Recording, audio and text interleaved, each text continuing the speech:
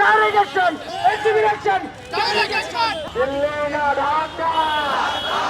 বাংলাদেশের স্বাধীনতা সার্বভৌমত্বকে তারা ঝুলিয়ে রেখেছিল। আপনারা জানেন 2009 সালে ওই ভারত সরকারের মদদে সুস্পষ্ট নীল নকশায় 111-এর মাধ্যমে আওয়ামী লীগ সরকার ক্ষমতায় আসার পরে এদেশের দেশপ্রেমিক 57 জন সেনা কর্মকর্তাকে হত্যা করা হয়। এরপরে আমরা দেখতে পাই ভারতের কাছে নতজানু পররাষ্ট্রনীতি, বাংলাদেশের স্বার্থ বাদ দিয়ে তাদেরকে ট্রানজিট করিডোর দিয়ে বিশ্বের কাছে বাংলাদেশকে আত্মমর্যাদাহীন জাতিতে রূপান্তর করে এই সন্ত্রাসী আওয়ামী লীগ। তারই ধারাবাহিকতায় 2013 সালের শাপলা চত্বরে গণহত্যা, মোদির আগমনের কেন্দ্র করে 27 জন দেশপ্রেমিক মানুষকে হত্যা করা হয়। সর্বশেষ 2024-এর জুলাই আগস্টে 1500-র অধিক মানুষকে শহীদ করেছে এই ফ্যাসিস্ট সন্ত্রাসী আওয়ামী লীগ।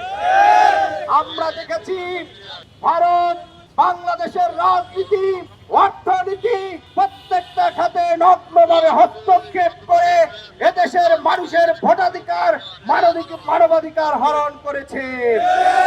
আমরা স্পষ্ট করে বলতে চাই, সরকারের যে গুম কমিশন এবং বিডিআর হত্যার জন্য তদন্তের জন্য যে কমিশন গঠিত হয়েছে, সেখানে সুস্পষ্টভাবে বাংলাদেশের রাষ্ট্রীয় গোয়েন্দা সংস্থা যারা এদেশের সার্বভৌমত্বকে রক্ষা করবে, যারা এদেশের নাগরিকের নিরাপত্তা নিশ্চিত করবে, আমার দেশের গরিব কৃষক শ্রমিক মেহনতি মানুষের খেটে খাওয়া ট্যাক্সের টাকায় পোষা ওই সংস্থার কিছু কিছু লোক তারা ভারতীয় স্বার্থ রক্ষা করেছিল। কলকাতা নাইট রাইডার্সের খেলোয়াড়, বাংলাদেশি খেলোয়াড় জনাব মোস্তাফিজুর রহমান, বিশ্বসেরা বলার, সেই বলারকে আপনারা যেভাবে বাদ দিয়েছেন, এটার আমরা তীব্র নিন্দা এবং তীব্র প্রতিবাদ জানাচ্ছি। আমরা বাংলাদেশে যে সমস্ত ভারতীয় ওরা অবৈধভাবে বসবাস করে এবং চাকরি করে, আপনারা ভুলে যাবেন না।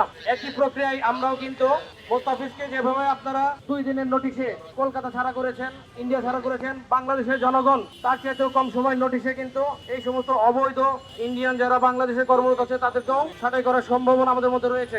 সুতরাং আধিপত্যবাদী ভারতীয় শাসক গোষ্ঠী, আপনারা জেনে রাখুন, বাংলাদেশের জনগণ কিন্তু দুর্বল নয়। আমরা আপনাদের কাছে বরাবরের মতন আবার আবেদন জানাচ্ছি, আপনারা আমাদের পূর্বতন ফ্যাসিস্ট সরকার শেখ হাসিনা সরকারের মতন কোন নির্দিষ্ট সরকারের সাথে নয়, বাংলাদেশের জনগণের ভাষা বুঝুন, বাংলাদেশের জনগণের মনের ভাব বুঝুন। আপনারা বাংলাদেশের জনগণের সাথে সম্পর্ক তৈরি করার জন্য সচেষ্ট হন।